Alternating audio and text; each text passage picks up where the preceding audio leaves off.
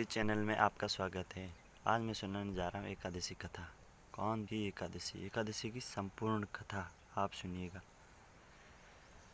इसका इतना महत्व क्यों है? अगर व्रत करने से सारे पाप धुल जाते हैं, ऐसा क्यों है? इसके पीछे बहुत बड़ी कथा है। जानिए, आज मैं आपको बताता हूँ एकादशी कौन थी और क्यों किया जाता है उत्पन्ना एकादशी व्रत। एकादशी मार्गशीर्ष मास में कृष्ण पक्ष की एकादशी को उत्पन्न एकादशी के रूप में मनाया जाता है। इस दिन भगवान विष्णु के शरीर से एक कन्या का जन्म हुआ था और इसी कन्या ने भगवान विष्णु के प्राण बचाए। इससे प्रसन्न होकर भगवान ने इस कन्या को एकादशी नाम दिया। कहा जाता है कि तभी से एकादशी का व्रत करने की परंपरा शुरू हुई थी।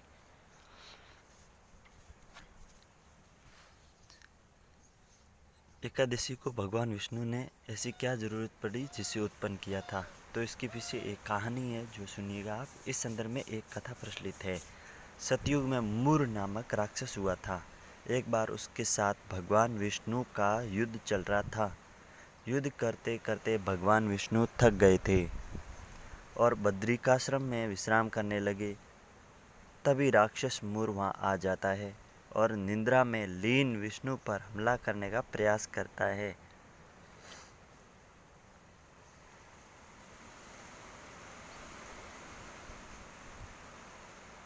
आपको वीडियो अच्छा लगे तो चैनल सब्सक्राइब कर दीजिएगा।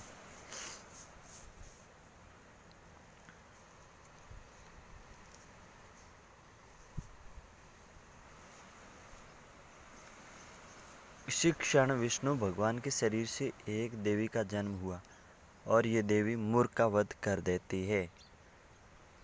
तभी भगवान विष्णु प्रसन्न होकर देवी से कहते हैं कि तुम्हारा जन्म मार्गशीर्ष मास में कृष्ण पक्ष की एकादशी को हुआ है, इसीलिए तुम्हारा नाम एकादशी होगा। आज से प्रत्येक एकादशी को मेरे साथ तुम्हारी पूजा होगी और तुम भक्त को मुझ तक पहुंचाने का माध्यम बनोगी। जो एकादशी का व्रत करेगा वो पाप मुक्त हो जाएगा।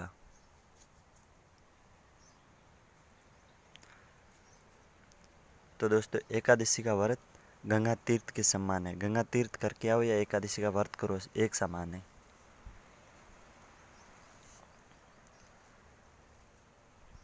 सारे पाप धुल जाते हैं व्रत से और गंगा स्नान से। एक ही महत्व है इन दोनों का।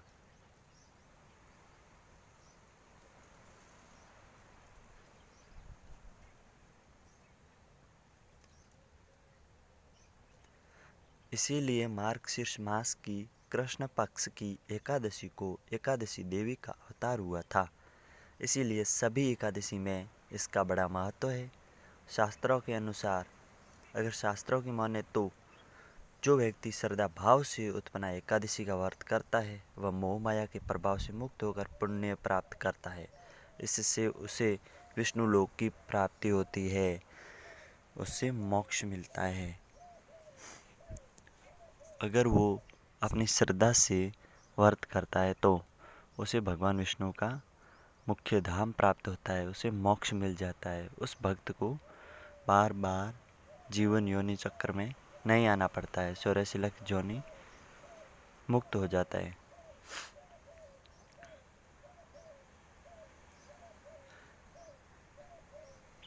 एकादशी व्रत कैसे करें इसका तरीका बताऊं। एकादशी के दिन दशमी से भी प्रारंभ हो जाता है। दशमी के दिन निराहार रहना चाहिए ताकि भोजन के अंश नहीं रहे। उत्पन्न एकादशी को प्रातः उठकर स्नान आदि से निवृत्त होकर भगवान विष्णु एवं देवी एकादशी की पूजा करनी चाहिए।